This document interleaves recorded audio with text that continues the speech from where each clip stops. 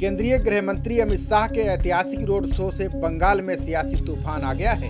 ऐतिहासिक इसलिए क्योंकि इस रोड शो में लाखों की उमड़ी भीड़ में जो उत्साह था उससे टीएमसी सहित तमाम पार्टियों के नेताओं की नींद उड़ गई है। अभी तक सीएम ममता बनर्जी ही भाजपा पर हावी रहती थी, लेकिन अब चुनावी हवा को अपने बूते पर मोड़ने की क्षमता रखने वाले प्रशांत किशोर को भी खुलकर सामने आना पड़ा। यही नहीं, उन्होंने इस रोड शो के बाद अपने आप को भी दांव पर लगा दिया है। इससे साफ है कि प्रशांत किशोर पर ममता का दबाव काफी बढ़ गया है। प्रशांत किशोर ने कहा कि भाजपा बंगाल में चाहे जितना दम लगा ले, लेकिन वो दहाई का आंकड़ा भी नहीं छू पाएगी। प्रशांत किशोर ने सोमवार को ट्वीट किया। उन्होंने लिखा कि मीडिया का एक वर्ग भाजपा के समर्थन में माहौल बनाने की कोशिश कर रहा है।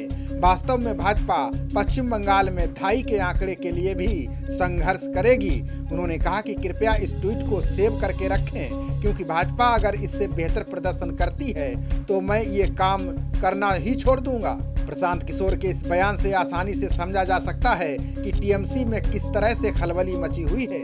खैर, उनके बयान के बाद भाजपा नेता भी कहां चुप बैठने वाले हैं, क्योंकि पश्चिम बंगाल चुनाव में भाजपा पूरी जी जान से जो जुटी है। प्रशांत किशोर के बयान के ठीक बाद भाजपा के राष्ट्रीय महासचिव कैलाश विजयवर्गीय ने पलटवार किया। पश्चिम बंगाल प्रभारी विजयवर्गीय ने कहा कि अफसोस होगा कि पश्चिम बंगाल में चुनाव के बाद देश को एक चुनावी रणनीतिकार खोना पड़ेगा। विजयवर्गीय ने प्रशांत किशोर पर तंज कसते हुए कहा कि भाजपा की बंगाल में सुनामी चल रही है, जिसे रोक पाना किसी के बस की बात नहीं है। इसी बीच खबरें ये भी आ रही हैं कि टीएमसी से बगावत करने वाले नेताओं और कार्यकर्ताओं में सबसे ज्यादा नाराजगी पीके को लेकर है। प्रशांत किशोर की कंपनी आई-पैक की कार्यशैली बड़े नेताओं को पसंद नहीं आ रही है। नाराज नेताओं का कहना है कि ये लोग पार्टी को जनता हित की तरह नहीं बल्कि कारपोरेट अंदाज में चलाना चाहते हैं। बता दें कि ममता बनर्जी के भतीजे अभिषेक की सलाह पर टीएमसी ने आई-पैक के साथ 400 करोड़ रुपए के कॉन्ट्रैक्ट का करार किया। सूत्र बताते हैं कि पीके की टीम ने पार्टी को कारपोरेट स्टाइल में चलाना शुरू कर दिया है। आवेग और भावना की राजनीति करने वाले पार्टी नेताओं को उनका ये तरीका पसंद नहीं आ रहा है।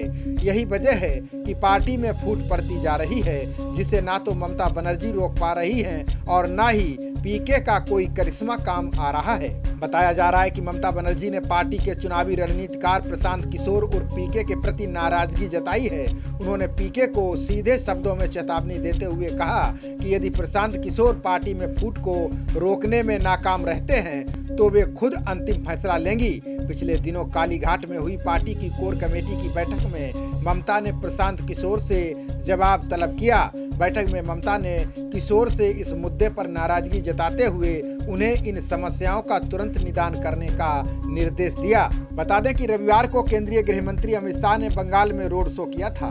रोड शो में लाखों लोगों की भीड़ उमड़ पड़ी थी। साथ ही लोगों में जो उत्साह था उससे टीएमसी का परेशान होना भी लाजमी है। लोगों की भीड़ और उनके उत्साह को देखकर ही अमित शाह ने दावा किया था कि भाजपा 200 सीटों से ज्यादा जीतकर बंगाल में सरकार बनाएगी।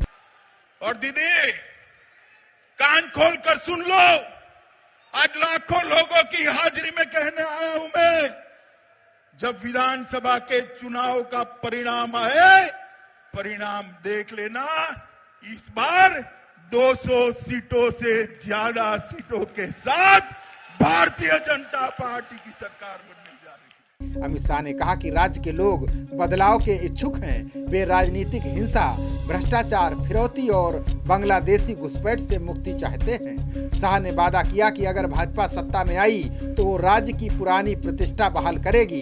इस दौरान अमित शाह ने बड़ा ऐलान किया। उन्होंने कहा कि अगर बंगाल में भाजपा की सरकार बनती है तो इसी माटी से जन्मा व्यक्ति राज्य का अगला मुख्यमंत्री होगा। खबरों का सिलसिला जारी रहेगा। देखते रहिए जनप्रवाद। नमस्कार।